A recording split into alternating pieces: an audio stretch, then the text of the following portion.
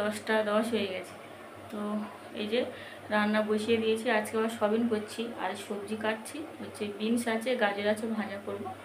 মেয়েদিকে আবার ঘুমাচ্ছি, ছোটো মেয়ে, বড় মেয়ে উঠে গেছে, ও আজকে আবার বেরোবে। তো আর কে শাড়ি পরায় বলেছিল, সে আবার বাজারে চলে গেছে, ও আর যাবে না। আমি বললাম আমি শাড়ি পরিয়ে দিই না, ও আমাদের শাড়ি পরা মানে পরানোটা পছন্দ করে না। আর 2-3 দিন জামা কাচা হয়নি, জামা কাপড় দেখো এক কাদা হয়েছে, ওই যে কত। তো ওগুলো এখন সার্ফে ভিজিয়ে দেবো, আজকে আমার রোদ উঠেছে ওই জন্য। চলো, যে মেয়ে রাগ করে বসে আছে।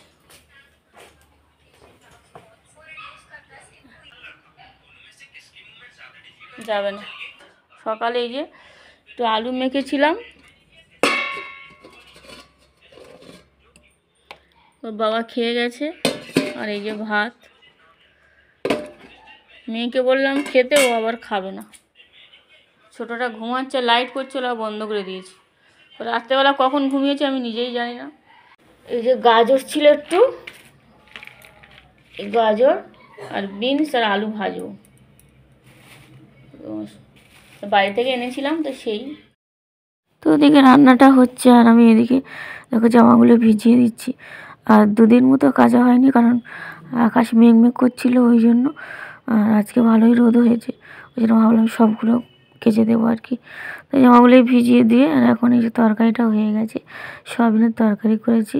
আর ওদিকে ওই যে ভাজাটা বসিয়ে দিচ্ছি। আর মেয়ে রাগ করেছে কেন বলো তো, আজকে আবার ওই সরস্বতী পুজো, তো আজকে একটা স্যারের বাড়ির নেমন্তন্ন আছে।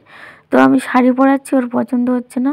তো কে একজন পরাবে বলেছিল, সে আবার বাড়িতে নেই, বাজারে গেছে, ওই জন্য রাগ করে বসে আছে। আমি বললাম চল আমি তোকে শাড়ি পরিয়ে দিই।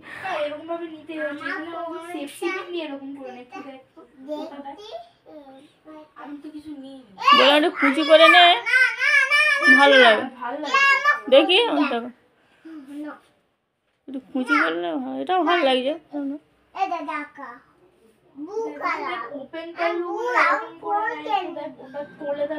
শাড়ি পরিয়ে দিয়েছি, তো এখন হচ্ছে যাবে, ওর বান্ধবী এসছে, তো বলে তুমি শাড়ি পরাতে পরা নাও, কারণ ভালো করে বলে একটু বোঝালাম, তো পরিয়ে দিয়েছি। এখন বেশ খুশি হয়েছে, যাচ্ছে। এখন খেয়ে নেব। এই করতে করতে আমার ভাজাটা তলা ধরে গেছে, পুড়ে গেছে। চলো এখন খেয়ে নিই। এই যে ভাত খেতে এসছে, আর মেয়ে আবার বললো মা কাজলটা দাও।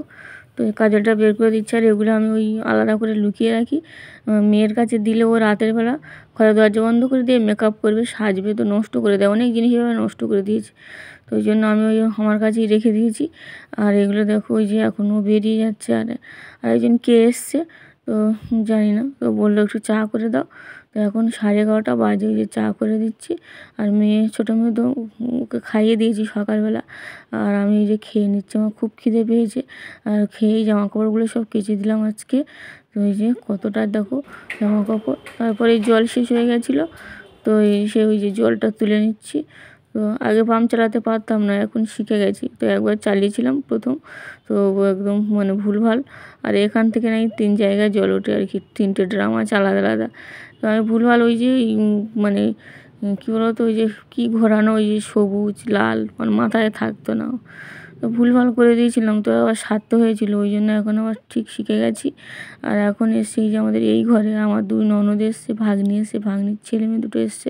তো ওরা গিয়েছিলো ডাক্তারখানায়, তো ওই বাড়ি দেখতে এসছে, আর আমিও এসছি। আর আজকেও ঘরে ঢুকতে দেয়নি, বলছে আজকে ওঠা যাবে না।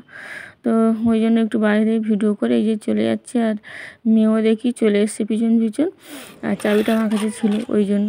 তো এই যে আমার ঘরটা পুরো মেঝেটা হয়ে গেছে, বাথরুমের মেঝেটা হয়ে গেছে। এদিকে এই যে দিদিরা আবার ঘরে চলে যাবে, ওরা এসছে এই আধ ঘন্টা মতো হলো।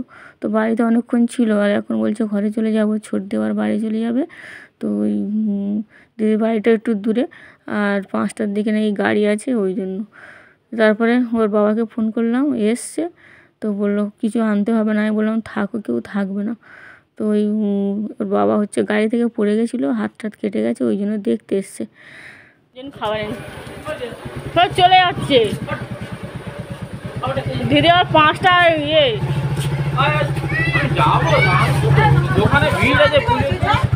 খাবার খাবার খাবি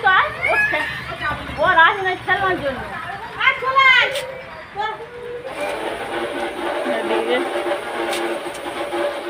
ঘরেতে তেমন কিছু ছিল না বলে ওর বাবাকে পাঠিয়ে দিয়েছিলাম একটু কিছু আনতে। তো ওই সিঙ্গাড়া মিষ্টি এনেছে আর দিদিরা সবাই চলে যাচ্ছিলো। তো আবার যে ফিরে এসছে আবার ওদের একটু দিলাম, খেয়ে নিল। আর বড়দি আর আসেনি, তো দিদিকে একটু ওই যে প্যাকেটে করে দিয়ে দিয়েছি। বড়দি না নিয়ে আসবে না বলে ও আসেনি।